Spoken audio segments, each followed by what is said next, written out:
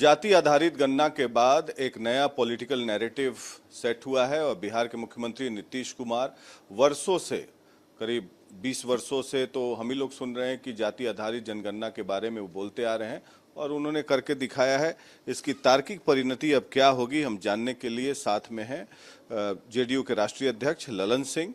ललन सिंह जी, अब तो जातीय जनगणना हो गई, सब आंकड़े आ गए हैं, अति पिछड़ी जातियों की संख्या ज़्यादा है, पिछड़े वर्ग की भी संख्या है, तो अब क्या सरकार जो है नीतीश कुमार जी की अगुवाई में क्या प्रोग्राम्स एंड पॉलिसीज लाने वाली हैं या रिजर्वेशंस का दायरा बढ़ेगा? क्योंकि आप लोग का कहना है, लालू यादव जी भी कहते हैं कि रिजर्वेशंस का दायरा बढ़ना चाहिए, वर्षों से उन्होंने ट्वीट भी लगाया है। देखिए, सरकार क्या करेगी, सरकार क्या योजना बनाएगी, उस पर हमको कोई प्रतिक्रिया नहीं देनी, इसलिए कि ये सरकार का काम है और जो सरकार का काम है उसमें हम बीच में परामर्श नहीं देते हैं।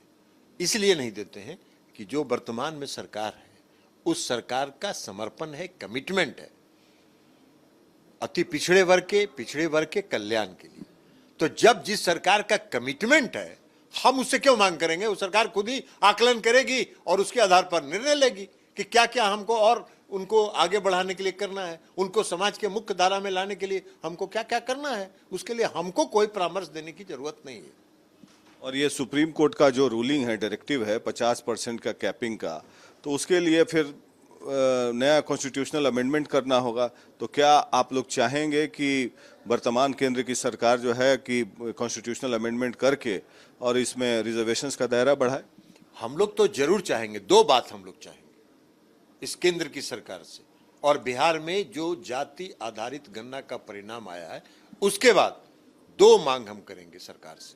एक मांग तो हम ये करेंगे कि आज देश की मांग है, आज देश की आवश्यकता है।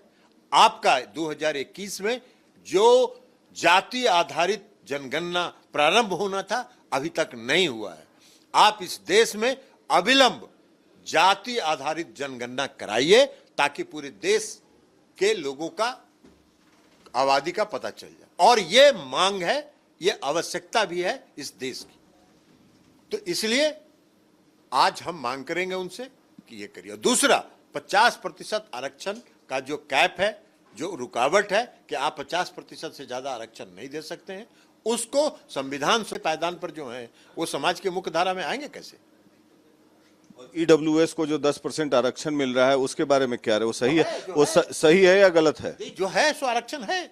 और आपको एक बात ये भी जान रहे हैं, आप लोग उसको दूसरे नैरेटिव पर ले जाना चाहते हैं। इस जो बिहार में जाति आधारित गणना हुई है उसमें जो आर्थिक रूप से पिछड़े जो लोग हैं उनकी भी गणना हुई है, उसका अभी रिपोर्ट नहीं आया है, उसका रिपोर्ट भी आएगा। तब आपको पता चल जाएगा कि जो आप नैरेटिव सेट करना चाहते हैं वो नैरेटिव सही नहीं है। उस तबके के लोगों को भी जिधर आप 10% ले जाना चाहते हैं इस नैरेटिव को, वह भी आपका सफल नहीं होगा। ईडब्ल्यूएस पर आप काटिए मत, ये नैरेटिव आप डाइवर्ट कर रहे थे, वहां ले जा रहे थे।